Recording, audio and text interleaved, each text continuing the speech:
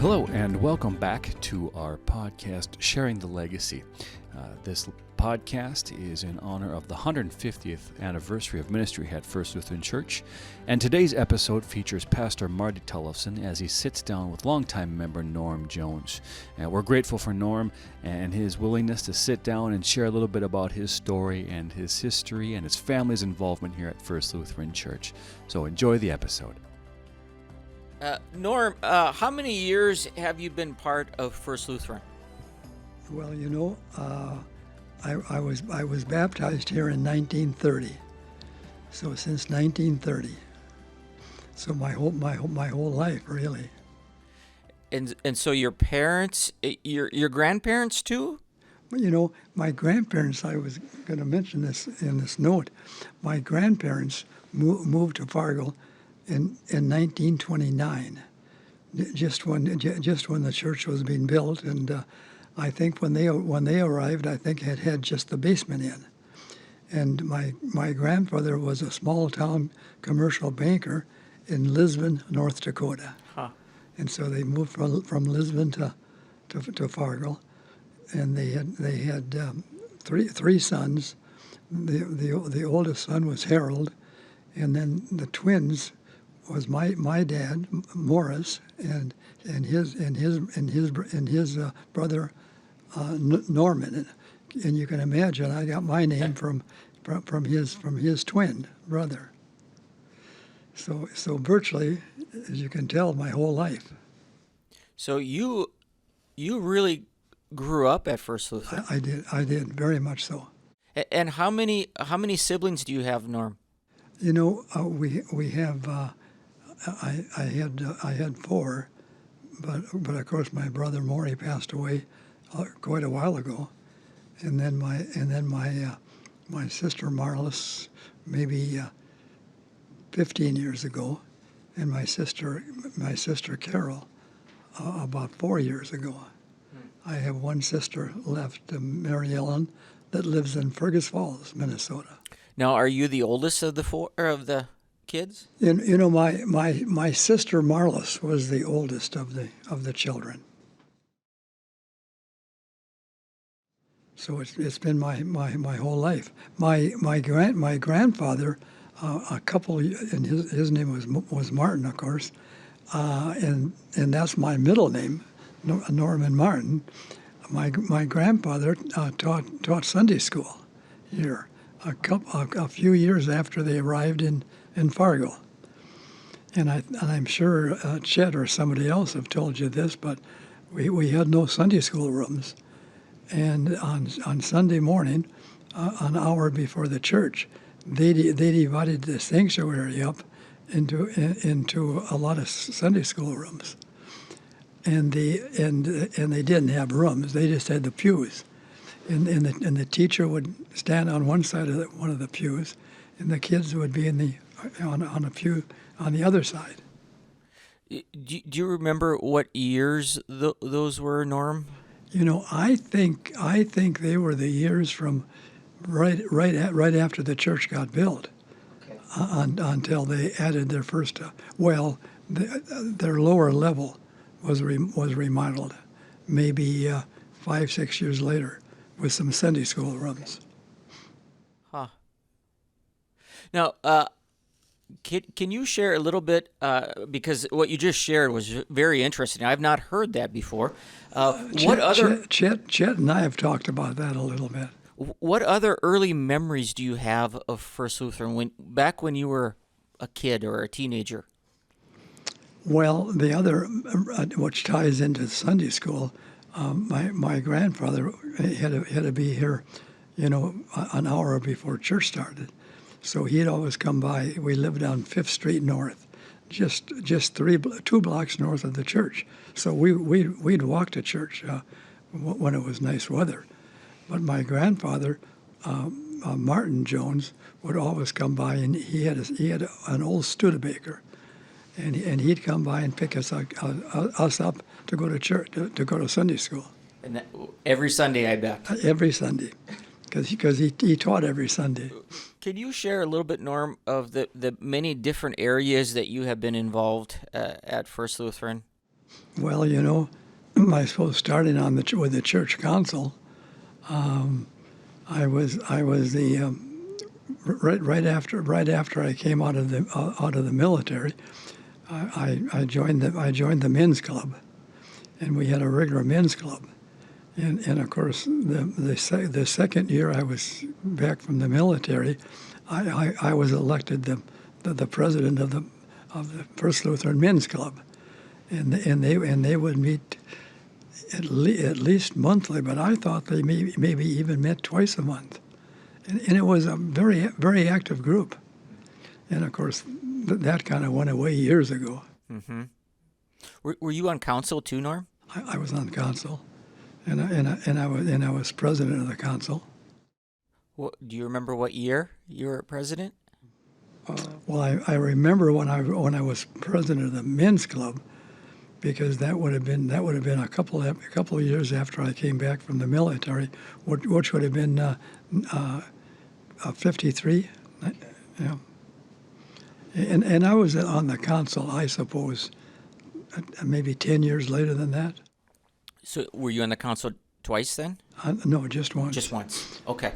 And in the men's club, I followed Jim Runsvold. Did you know Jim? Mm-hmm. Yeah, I thought you would have. Were you on? Now, you were on some call committees too, Norm. I was on the call committee for Jim, for sure, and I was chairman of the call committee. In fact, when we were changing pastors, I interviewed you. Yes, you did. Yeah, right. And you were on Pastor Corey's. Pastor Corey's. Yeah. I was co-chair of that one. And Pastor Jim Bjorgen came in the early 1980s. He did. Were you the chairperson of that call committee, or? I wasn't that one. Okay. Yeah. Your whole family, your grandparents, your parents, but also you raised all your kids through First Lutheran, right? We did. Yes. Was there any activities or things that your kids were part of? Well, our daughters who sang in the choirs from the when Clara Pepcorn had all the choirs, and our two daughters sang in the choirs, and our youngest son Steve, he had a wonderful voice, and he sang in the choirs. And when he went to California, he even sang in some of the praise choirs. So you and Eunice and all of your family were thoroughly involved here. Yes, they were. Yeah. Our youngest son, when he was out in California, sang in a real good praise band out there, and he taped some songs that were entered into a radio contest, and he got runner up for the music, and it was praise type music. Yeah. What kind of changes have you seen over the course of your lifetime here at the church? Well, the biggest changes, of course, is all the changes in the buildings. The first major change goes back maybe 35 years ago. There was a Red L store right exactly where this building stands. And the council or our current pastors at that time pushed hard to buy that building, because we couldn't have built any of this without having that building.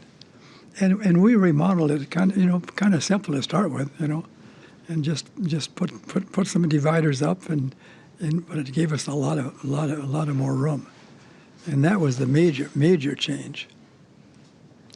And then, as everybody knows, we went to the Celebration building next, and then to our beautiful new contemporary one, and so there's been a lot of changes. A lot of changes. Yeah, there sure have been. When you look back at the history of First Lutheran, we stand on really the shoulders of giants, those that have come before us. When you look back, who were some of those giants for you, and who among those giants really shaped your faith, Norm? Well, in those days there were so many that I can't real quickly pick out one or two that would be, shaped the church and shaped my mind. And we had from the older ones, like the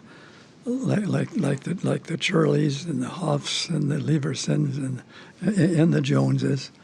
There were a lot of them. And as you know, some of them are still around here. Yeah.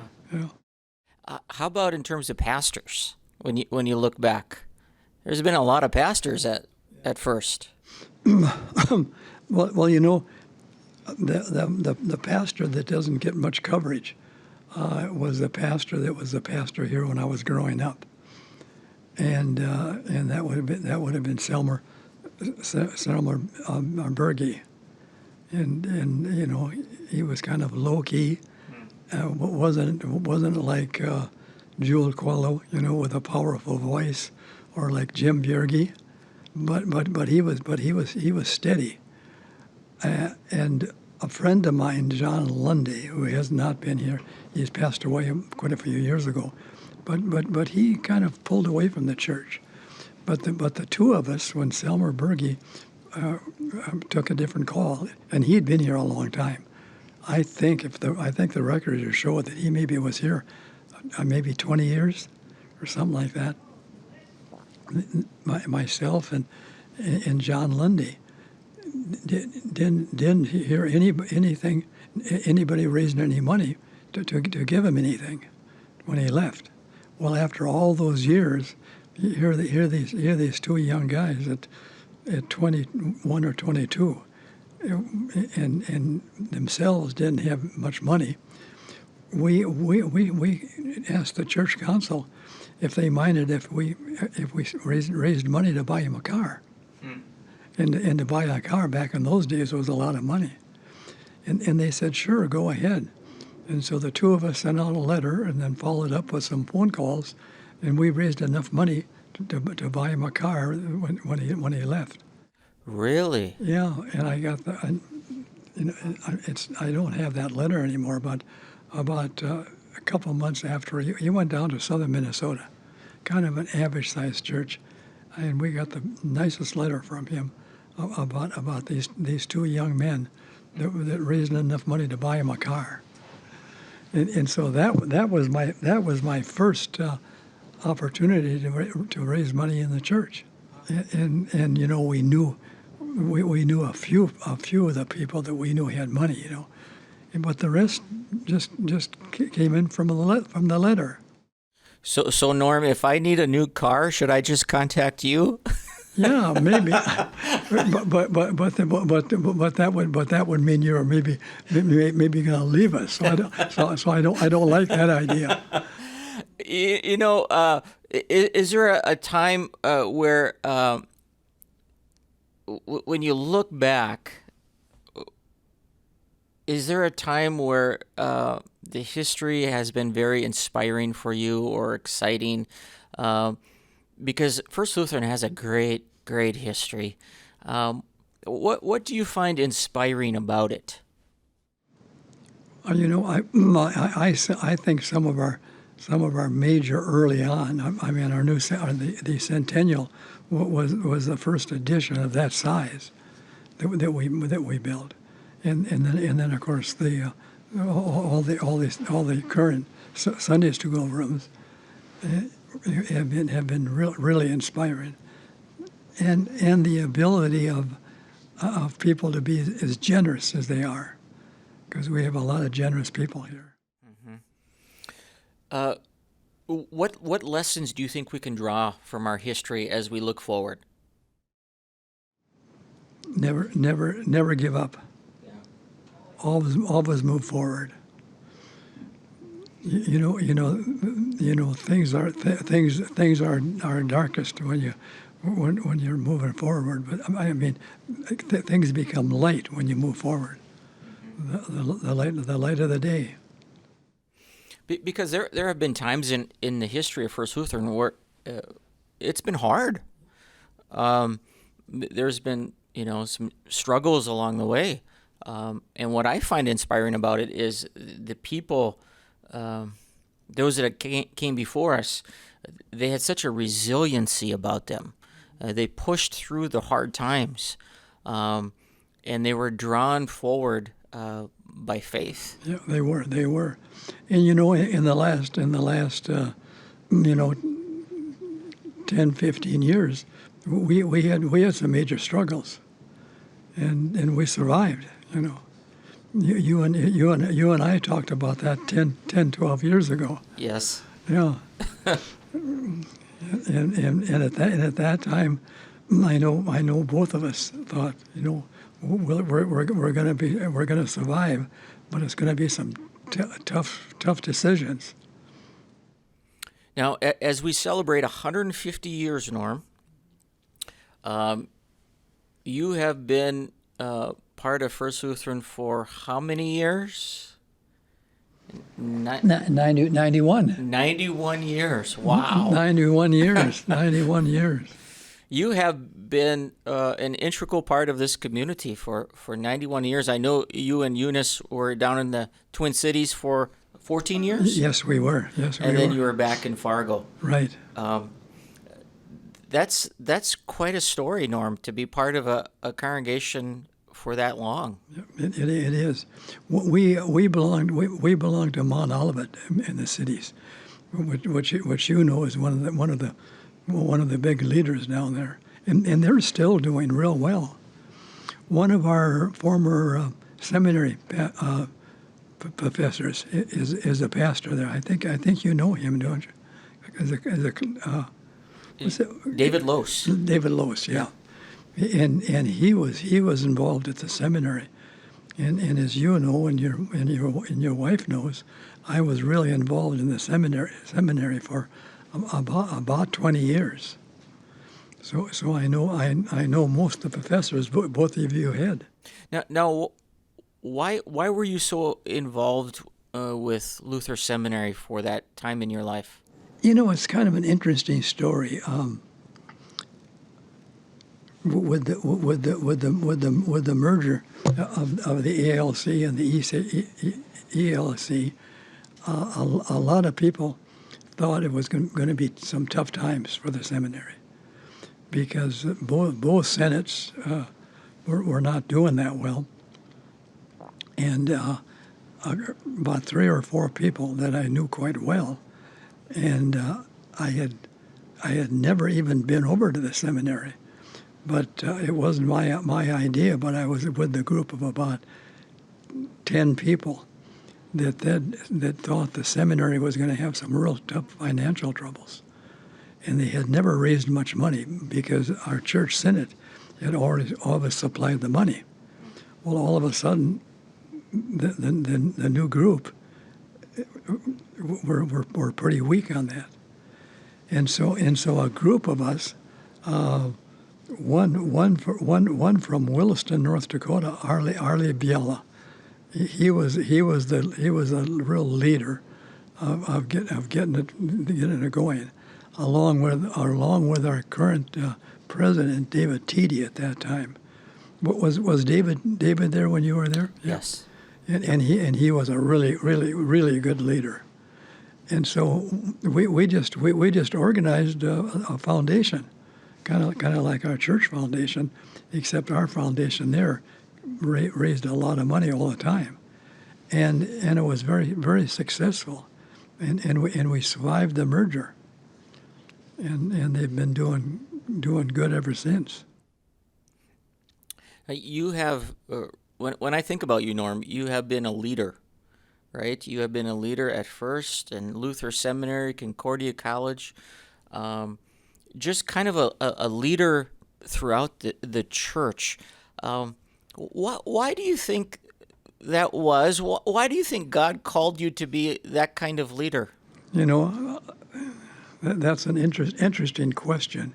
And of course, I was lucky enough to be a leader in our own bank, and so I had a lot of leadership abilities from that. And you know, we sat down around David Teedy's lower level of his house, and there were about, I think about 12 of us, and we went around the room, and David Teedy asked each one of us why we decided to spend so much time and money to save Luther Seminary, and almost, well, all of us, our answer was it's what holds the church all together. Without great pastors, where does the church going? And we all said that there was a calling. We don't exactly know what the calling was, except to save the seminary. And at that time, as you know, that's what happened, because we raised millions of dollars, and we happened to have a lot of people that were in that inner circle that had a lot of money, you know, and it just all fell together, and that had to be God's plan, because we weren't out trying to find people with a lot of money. They just showed up, and they said, you know, we need to do it, you know. Your wife Stephanie was very involved in some of our fundraisers we had, and the students played a very critical part, because they'd go along with us, and they would give a short talk about why this is important for them, but also for the church. Mm-hmm. Since you brought that up, I had forgotten until you just said that you were very integral in bringing Billy Graham to Fargo, were you not? Well, Jim Bjerge, and of course, was the chairman, and the Catholic priest, cardinal, the two of them. And can you imagine having a Lutheran and a Catholic of that stature, both be involved? Were you part of the committee, though? I was part of the committee. You were? Yeah. What year was that, Norm? Gosh, I think it was 30 years ago. 83, 82? Yeah. Okay. Yeah. Did you get to meet Billy Graham? We did. He was, you know, it was very organized, and they had a lot of people that moved up here for a whole year. So it doesn't just happen. It's very planned. But it was and my brother Maury, and he was fighting cancer at that time. He was very involved. But it was either 5 or 6 nights out to the outdoor stadium. Were you up here at that time? I was. Yep. I went one night with my parents. I was a teenager at that time. Yeah. But that had a big effect on local churches, didn't it? It did. Yeah. Well, and to have the Catholic Church that much involved, everybody was pushing for it. You know, there wasn't any church that was saying, "Well, why are you doing this?" You know. Mm-hmm. So, circling back just a bit, Norm, when you think about your hope for the future, for us to find something specifically, you mentioned some sort of niche to focus on, but also you talked a little bit about having this front and center, this relationship with Christ. Right. And that's the main thing, right? That's the main thing. That's what we're all about. Mm-hmm. Without that, why are we here? Yeah. And we have to keep reminding ourselves of that. It's not just to make us feel good. Mm-hmm. You know. we have a mission, right? We have a mission. We have a mission. We have a mission, and it's right in the Bible. Yeah. Yeah. Well, Norm, you and Eunice have been strong pillars at First Lutheran, and you have given so much to this ministry, but also to the ministry of the whole church. And so, as we are talking about standing on the shoulders of giants, of those who come before us, they were legends, but we also have living legends like yourself that have made a difference in the life of this faith community. So I just want to say to you, Norm, thank you, thank you, thank you. Well, and thank you for keeping the mission going. Yeah. Thank you for joining us for this episode of First Lutheran's podcast, Sharing the Legacy. Thank you to Pastor Marty, and a special thank you to Norm Jones for taking the time to sit down and share his story. Hope everybody has a blessed day, and we'll see you next time.